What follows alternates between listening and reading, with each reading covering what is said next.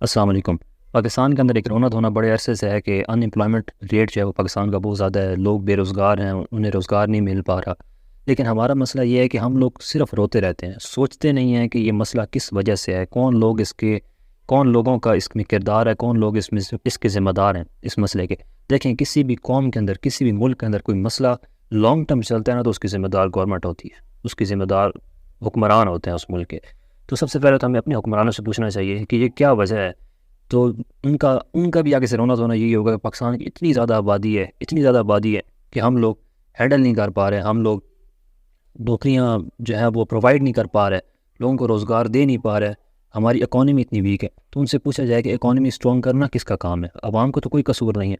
ان سے پوچھا جائے کہ آپ لوگ پھر اپنی ذمہ داری سے دستبرداری کا اعلان کر رہے ہیں، اس کا مطلب ہے آپ کی عوام کو فیسیلیٹیٹ کرنا آپ کی ذمہ داری تھی، آپ اسی سے دستبردار ہو رہے ہیں، تو آپ استعفیٰ لے کر چلے جائیں۔ آپ اس چیز کو کلیم کر دیں کہ ہم فیل ہو گئے ہیں اپنے جو عوام ہے اس کو فیسیلیٹیٹ کرنے میں۔ دوسری چیز آتی ہے ایجوکیشنل سسٹم میں۔ پہلی چیز حکمران ان کی غلطی ہے، وہ ذمہ دار ہے اس چیز کے۔ دوسرا جو ہے وہ ہمارے ایجوکیشن سسٹم جو ہے وہ اس کا ذمہ دار ہے۔ اسکلس مس میچنگ کا آپ نے نام سنا ہو شاید، اگر نہیں سنا تو میں بتاتا ہوں۔ اسکلس مس میچنگ یہ ہوتی ہے کہ ایک شخص کے اندر جو اسکلس ہیں، اس نے جو ڈیولپ کی ہیں، وہ مارکیٹ میں یوز نہیں ہو رہے، یا جو مارکیٹ میں یوز ہو رہے ہیں وہ اس کے پاس نہیں ہے۔ تو یہ دونوں صورتیں ہو سکتی ہیں۔ تو اسکلس مس میچنگ کا جو مسئلہ ہے وہ اس وجہ سے ہے کہ پاکستان کا جو ایجوکیشن سسٹم ہے وہ اتنا پرانا ہے کہ وہ ہاٹ فیلڈس جو ہیں، ہاٹ اسکلز جو ہیں اس ٹائم وہ پڑھاتے نہیں ہیں۔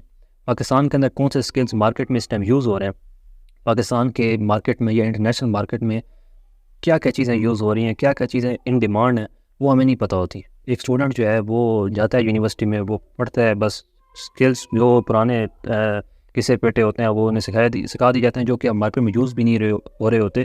تو اس کے بعد وہ کیا کرے گا؟ وہ کمپیٹ نہیں کر پائے گا مارکیٹ کے اندر، جس کی وجہ سے ان امپلائمنٹ ریٹ بہت زیادہ ہائی ہو جاتا ہے۔ اب اس سے نکلا کیسے جائے؟ نکلا یہ جائے کہ ایک انڈیویجول کو چاہیے اپنی ذمہ داری اب خود لے۔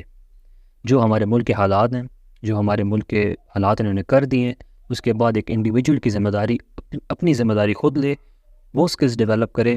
پڑھائی تو کر ہی رہا ہے، ساتھ ساتھ یونیورسٹی میں جائے، ڈگریاں لے لے، بے شک وہ پیس آف پیپر جو ملتا ہے وہ لے کر اپنے گلے میں لٹکا لے، کوئی مسئلہ نہیں ہے، لیکن ساتھ ہی ساتھ اسکلز ڈیولپ کرے اپنے اندر، ساتھ ہی ساتھ اپنے اندر اپنے جو ٹیلنٹ ہے اس کو نرش کرے، پالش کرے، اپنے اندر وہ اسکلز ڈیولپ کرے جو کہ مارکیٹ میں ان ڈیمانڈ ہیں، جو کہ مارکیٹ میں ان یوز ہو رہے ہیں۔